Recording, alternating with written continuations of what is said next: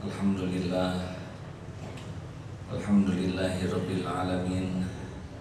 Alhamdulillah, Alhamdulillahilladzi lahu ma fis samawati wa ma fil ardi. La haula wa la quwwata illa billahil aliyyil azim.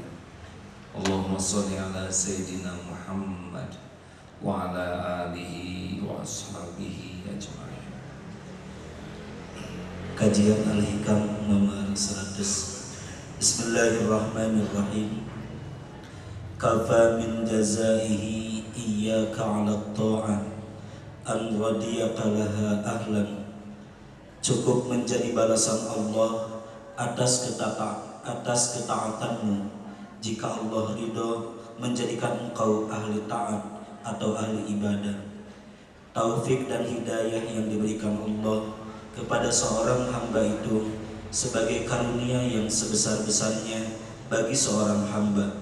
Sebab dengan hidayah dan taufik itulah seorang hamba dapat menerima nikmat dan bahagia dunia akhirat. Semua hidayah dari Allah.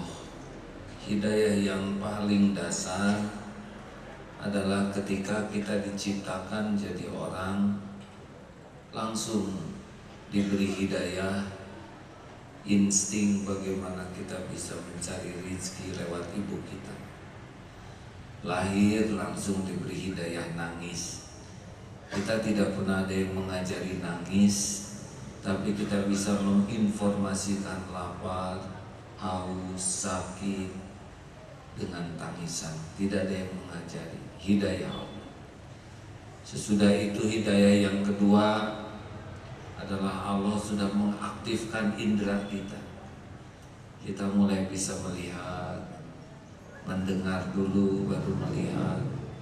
Ini di sini banyak ilmu petunjuk Allah lewat indera ini. Tapi hewan pun begitu. Hidayah yang lebih tinggi itu adalah akal. Kita diberikan akal, hewan tidak. Ada beberapa hewan yang dianggap bisa berpikir, tapi pasti jauh di bawah kita.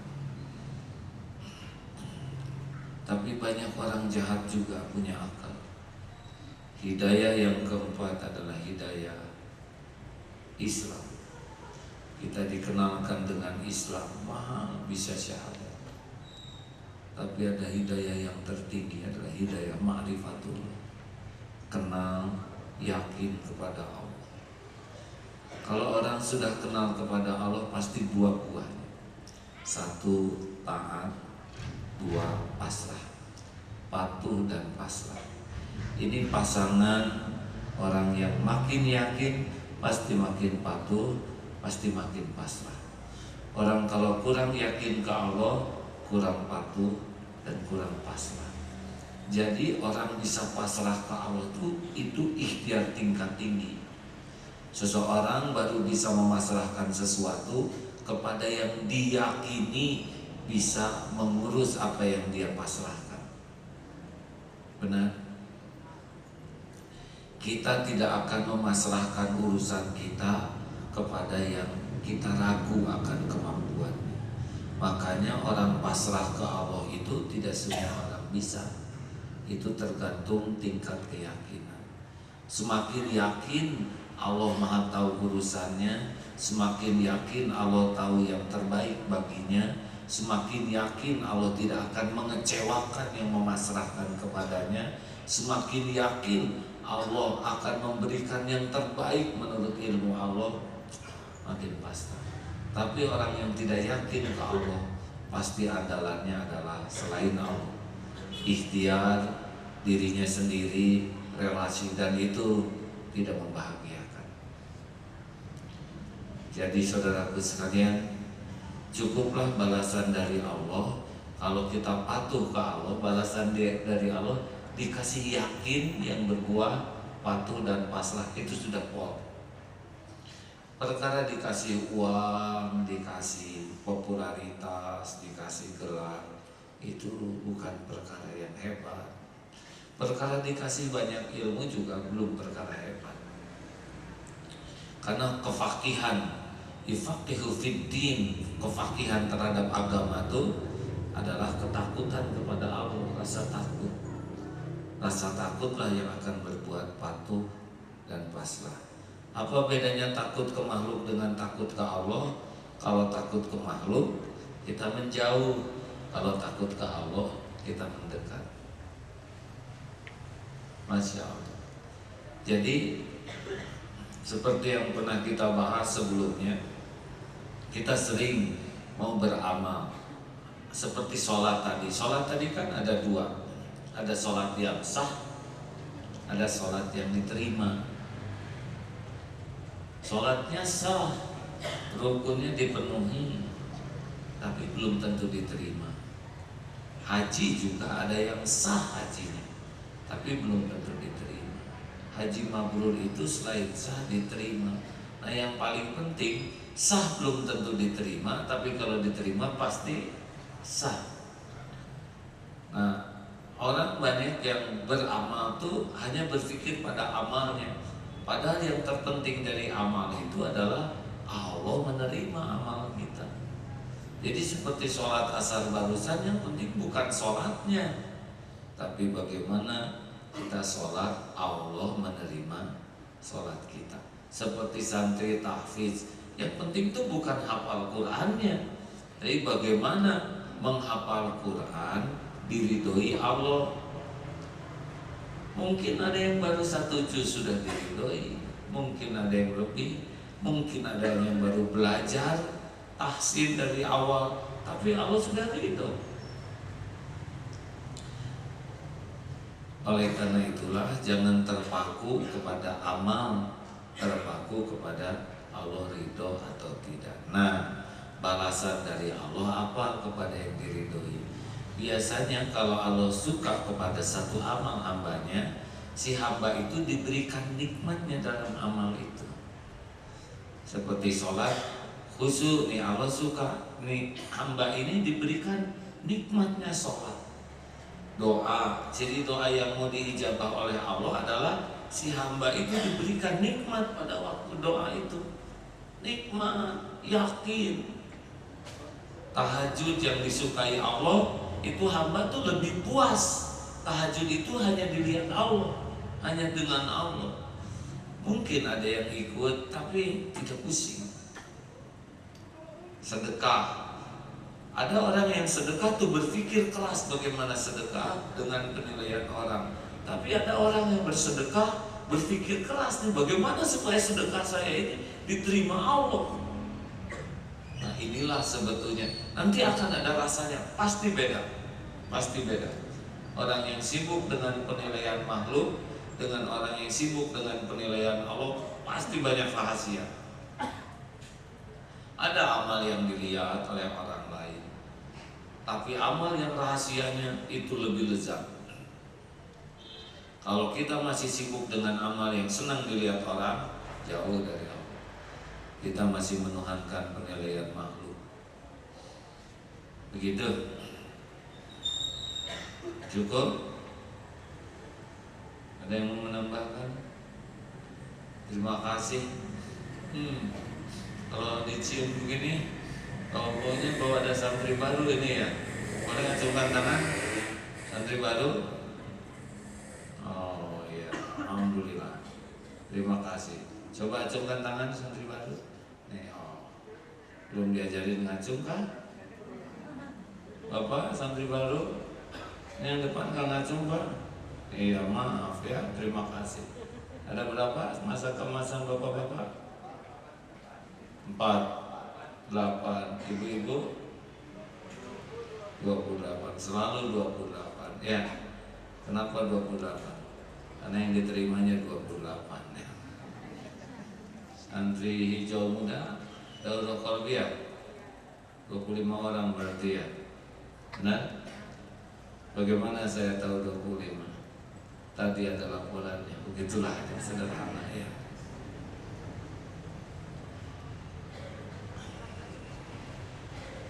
Demikian, fokuslah ingin diterima amal ya. Yang lain-lain itu tidak penting.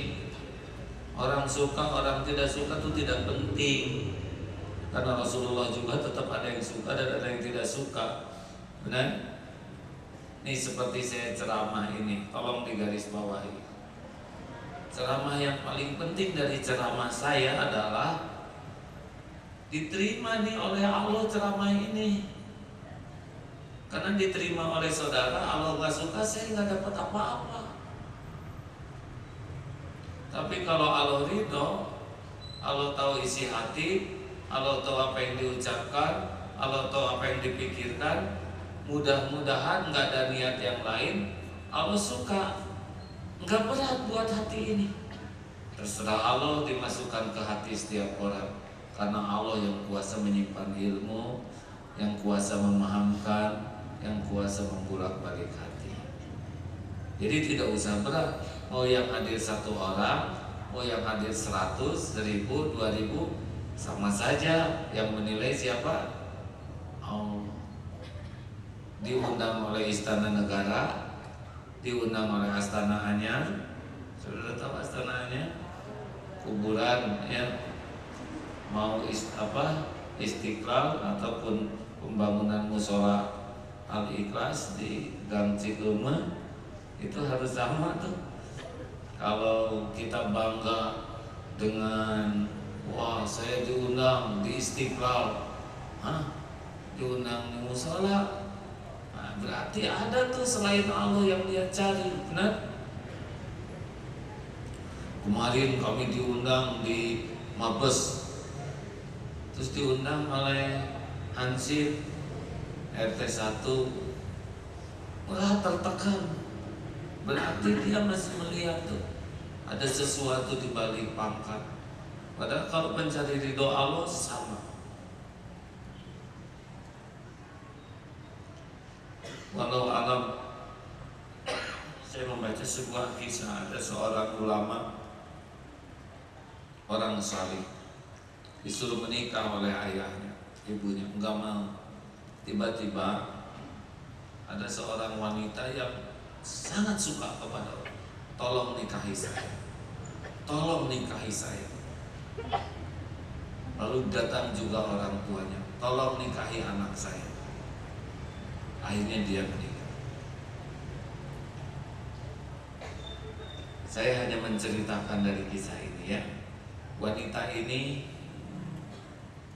matanya sulit, sebagian tubuhnya lumpuh, dan peranginya juga tidak begitu indah. Dan pecemburu luar biasa. 15 tahun sesudah menikah, istrinya ini meninggal. Apa yang dikatakan, semoga Allah menerima pahala saya. 15 tahun menahan diri dengan istri yang sangat kecemburu, dengan satu-satunya harapan Allah ridho kepadanya. Pahala tiap hari dicurigai, dicemburui.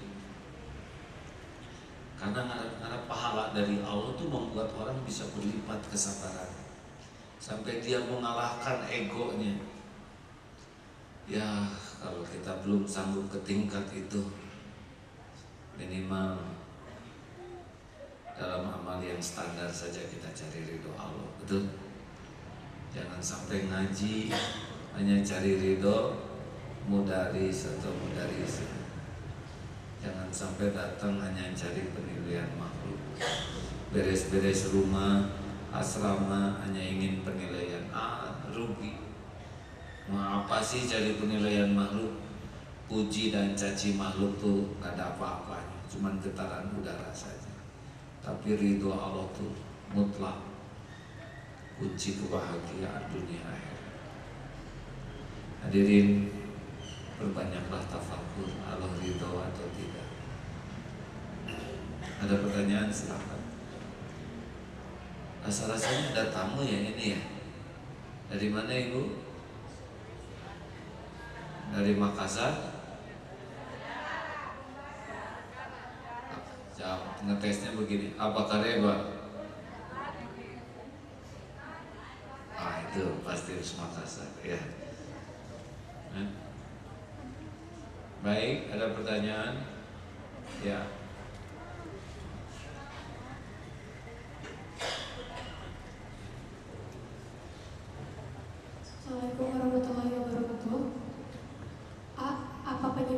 futur dan bagaimana cara penanganannya? Terima kasih. Futur, naik turun iman itu memang dunia kita, dunia manusia. Sudah berulang diungkapkan. Jadi begini yang bagus itu, naik 3, turun setengah, segera sadar, naik lagi 4, turun 1, sadar. Jadi turun naiknya itu dalam rangka naik. Karena yang terus-terusan mantang itu malaikat. Yang jelek itu naik 2, turun 6, naik 1, turun 7. Ini bahaya 10 khotimah. Penyebab futur yang paling jelas itu adalah menganggap remeh maksiat kecil. Karena maksiat kecil lama-lama jadi besar. Tidak ada maksiat kecil kalau terus-menerus dilakukan, karena dia sudah meremehkan Allah. Hati-hati tuh, dari mulai menjaga pandangan. Orang yang banyak bicara cenderung futur. Yang suka ngobrol, yang suka banyak komentar, cenderung hatinya jadi keras. Ini kepada para santri semua, tidak ada contoh sebaik-baik contoh selain contoh Rasulullah SAW. Rasulullah adalah seorang yang bicaranya sangat terbatas. Faliyaqul khairan aw liyasmut. Coba kita tekadkan ya, sehari kita hitung perkataan kita. Seminimal mungkin kita bicara, lalu kalau mau bicara pikir lebih banyak. Perlukah saya bicara? Manfaatkah? Yakinkah perkataan ini membuat Allah ridho? Kalau belum ketemu jawaban itu, diam. Itu rumusnya. Tahan. Nanti kalau sudah terlatih kita menahan perkataan kita, setiap akan bicara, hati kita sudah langsung berperan banyak. Jangan bicara. Nah, itu akan menahan diri kefuturan. Termasuk nanti kalau kita mendengar orang ngobrol, hati itu akan berpikir heran, kenapa kok segala diomongkan, kenapa yang begini dibunyikan. Makin peka, makin bisa alert, makin bisa menahan dari kefuturan. Jaga pandangan, jaga lisan, jaga pendengaran dari yang kira-kira mengotori hati. Jaga pikiran, cari 1001 alasan untuk berbaik sangka. Jaga sikap, jaga jangan sampai ikhtilaf. Nanti akan terjaga tuh. Allah melihat siapa di antara hambanya yang berusaha menjaga diri. Tapi kalau kita tidak menjaga diri, nanti ciri khasnya adalah nikmat ibadahnya berkurang. Pelan-pelan tuh berkurang. Tahajud dari yang jam 2 turun jam 3, turun jam 4, turun nanti pas witirnya aja. Biasa witir 3, nanti gesit 1. Turun nanti jadi pas azan ke masjidnya. Nanti pas qomat, lama-lama tidak ada zikir, terus hilang. Yang biasa 1 hari 1 juz membaca, turun setengah juz, 1 lembar, 1 halaman, tidak. Yang saum daun, turun. Nah, itu sudah makin jauh dari Allah. Dan capek. Hati itu akan capek. Termasuk jatuh cinta bisa futur, karena akan merebut posisi Allah di hati kita. Berbahagialah santri yang tidak jatuh cinta. Ada yang menyebut ore, lihat kiri kanan, ternyata saya santri masa keemasan. Alhamdulillah. Ada pertanyaan? Ya.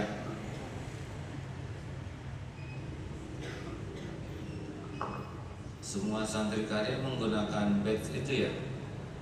Ya, bagus. Bismillahirrahmanirrahim. Assalamualaikum warahmatullahi wabarakatuh. Saya mau bertanya ini tentang keyakinan. Dan hari ini saya telah membuktikannya gitu.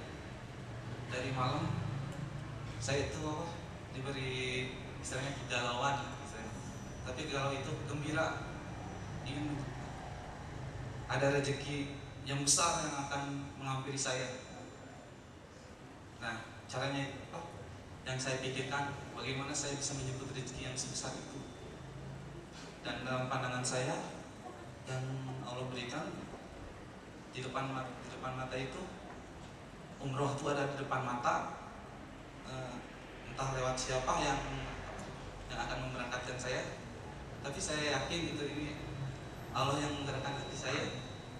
Dan terus yang kedua itu apa ya, ada barang yang saya inginkan, contohnya laptop.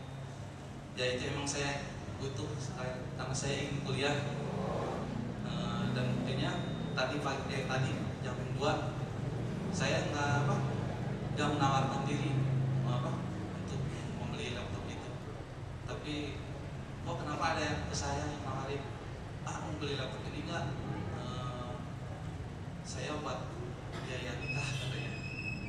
Ya saya terus tersentuh hati saya karena dulu pas saya nikah sangat berat sekali ujian yang saya. Sebelum nikah tuh ujiannya berat. Sudah sekarang nikahnya? Alhamdulillah sudah. Berarti sudah lewat ujian. Iya. Berat itu sebelumnya atau sesudahnya? Sesudah dan ya, yang sedang dijalani juga. Iya, bagus. Terus laptop udah kebeli belum? Udah ada di saya. Tinggal tapi, dibayar gitu. Ya belum tahu, tapi adalah rezekinya untuk membayar itu. Jadi sekarang gimana? Ya. Betapa Allah tuh tahu isi hati kita gitu. Benar sekali. Gini, siapapun yang mengenal Allah dengan baik, itu kejutan-kejutan itu akan selalu ada. Tidak ada kebetulan. Seperti di masjid, kebetulan saya ketemu. Enggak kebetulan. Saya tuh mimpi, Allah yang ngasih mimpi. Sekarang ketemu di lift, aneh, nggak ada yang aneh, Allah yang ngatur. Apa sih yang keluar dari pengaturan Allah kan? Ada yang nanya, ya Allah, apakah jodoh saya yang ini atau bukan? Tiba-tiba ada tamu ya, ternyata mau dagang comro. Nah ini bukan itu mah comro, tahu-tahu cerita misal. Oh ternyata ada pertemuan. Tidak ada pertemuan kebetulan. Tidak ada SMS masuk, telepon masuk yang terjadi tanpa izin Allah. Tinggal dibawa kemana? Ini teh jadi maksiat atau jadi taat, gitu. Pertemuan dengan orang juga, aduh, saya tuh naksir dia, kok ketemu, lihat jadi maksiat, jadi taat sesudah itu. Berarti pertemuan itu ujian dari Allah kalau jadi dosa. Mending nggak usah ketemu. Nah ini laptop. Kepikir, ya Allah tahu kan ada yang mikirin laptop, ya lihat piring juga laptop bukan itu. Lihat istri juga maaf seperti laptop nih.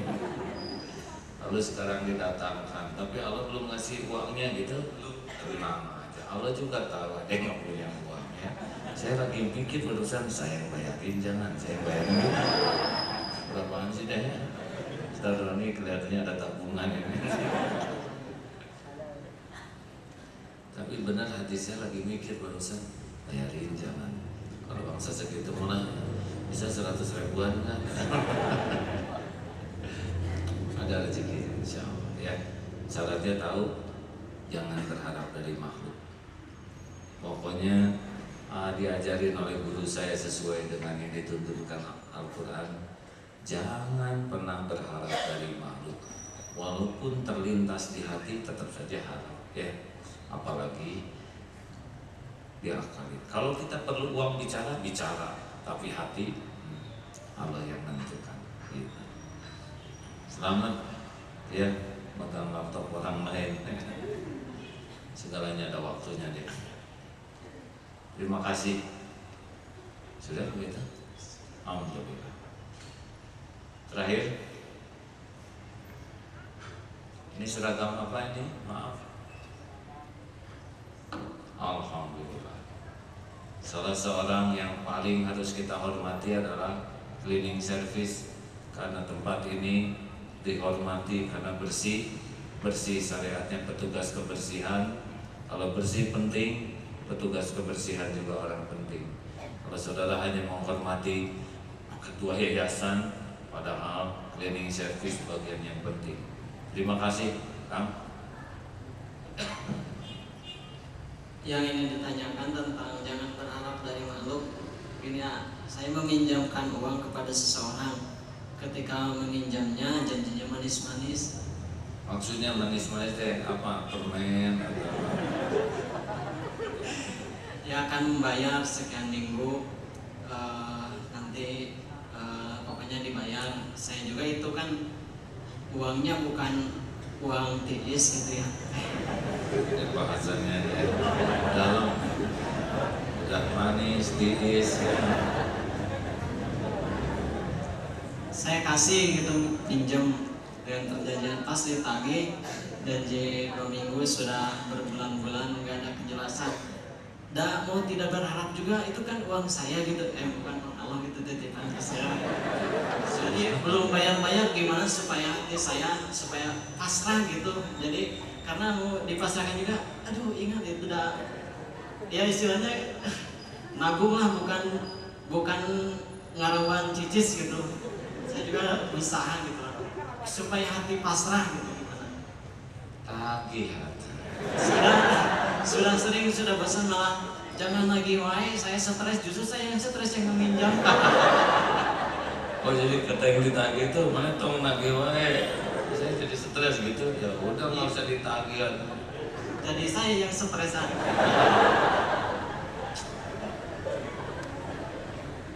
Mau bahagia, Ya, Mbak. mau bahagia, halalkan.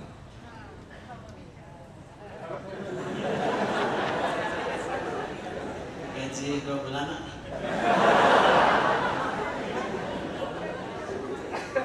Gaji 2 bulan, saya nyicil.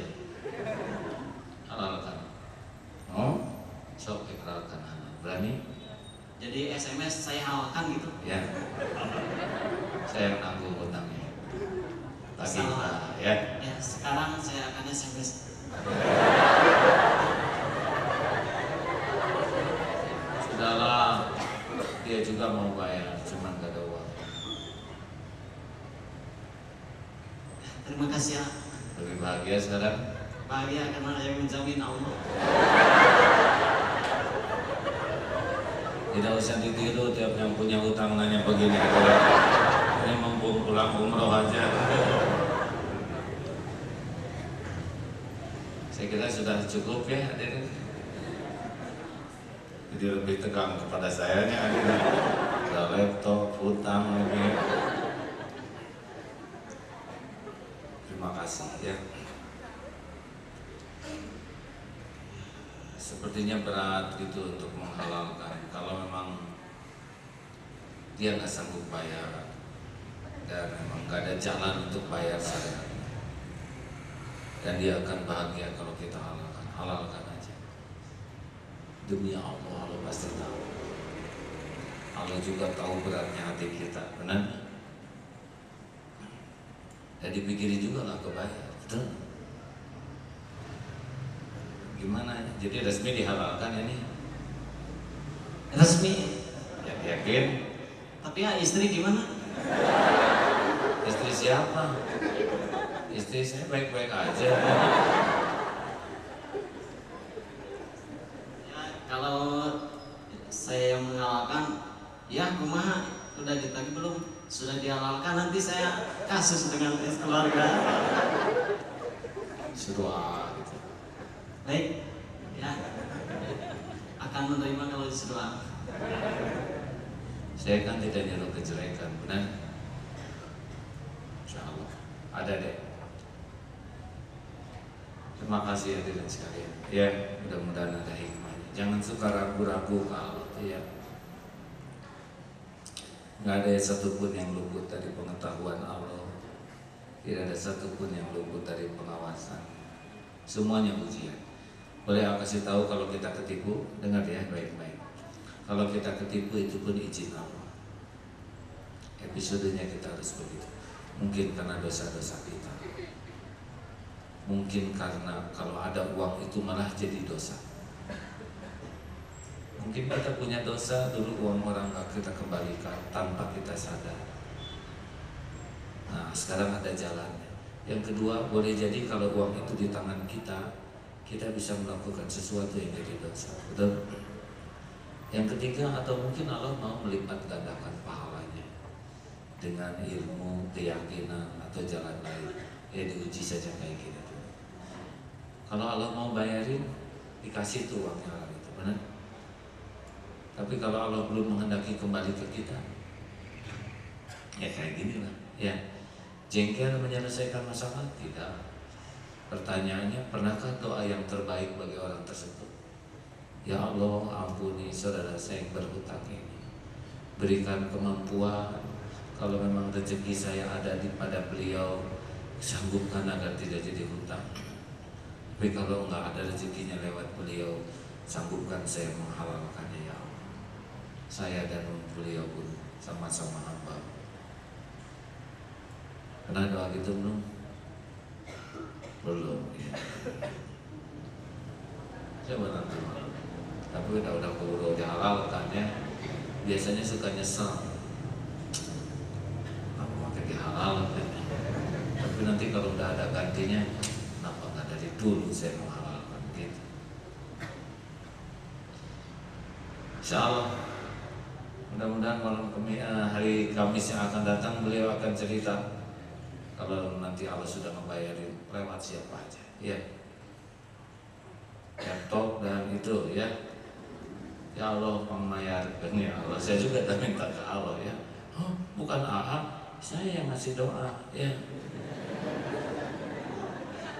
Mending dikasih oleh saya, mending kasih doa.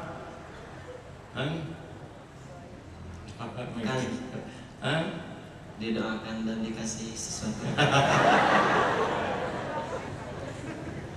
Kalau saya mau bekal nyicil ya.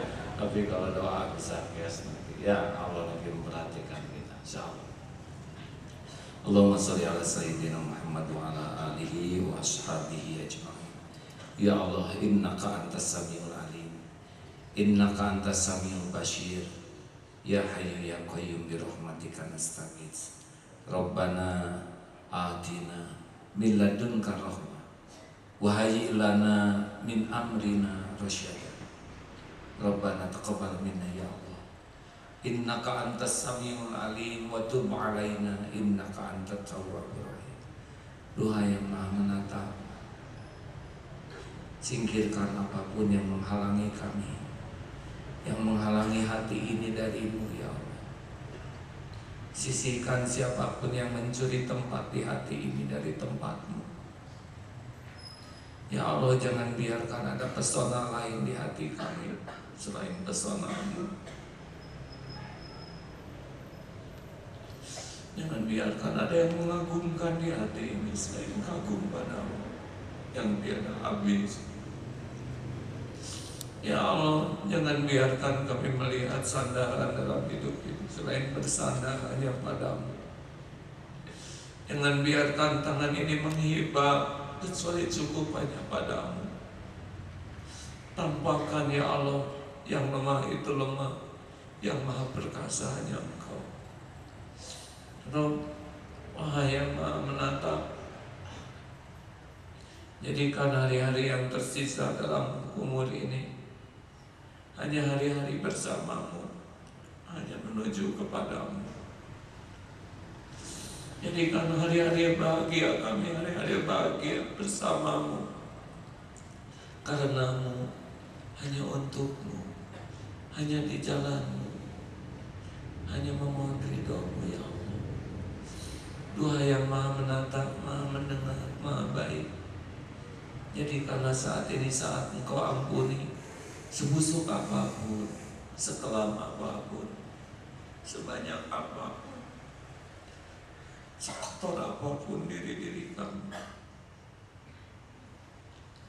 Ampuni dosa yang tidak sengaja, ampuni dosa yang sengaja kami lakukan.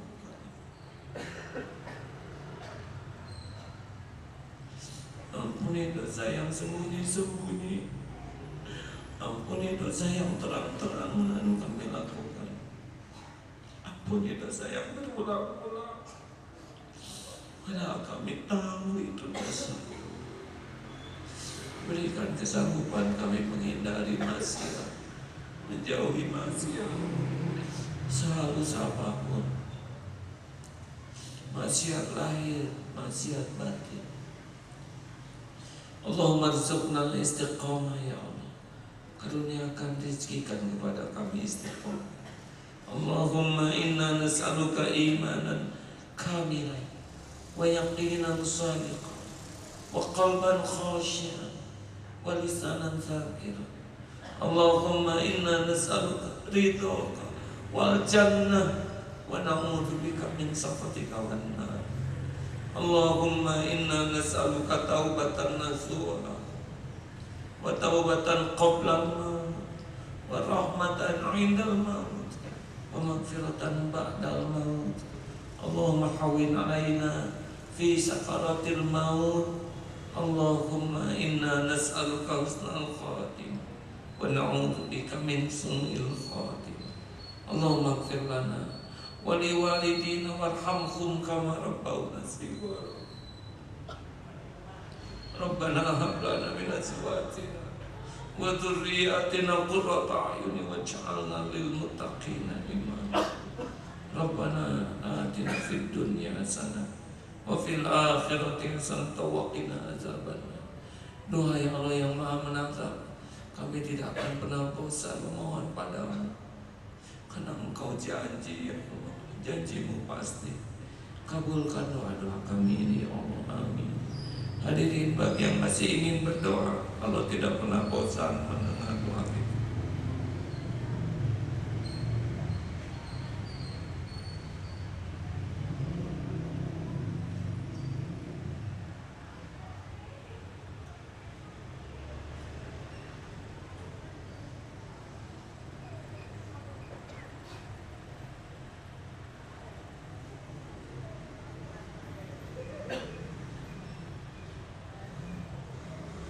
Amin ya Allah, amin ya Rabbal alamin. Subhana rabbika rabbil izzati amma yasifun wa salamun alal mursalin walhamdulillahi rabbil alamin. Alhamdulillah.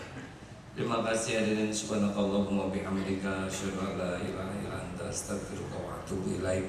Assalamualaikum warahmatullahi wabarakatuh.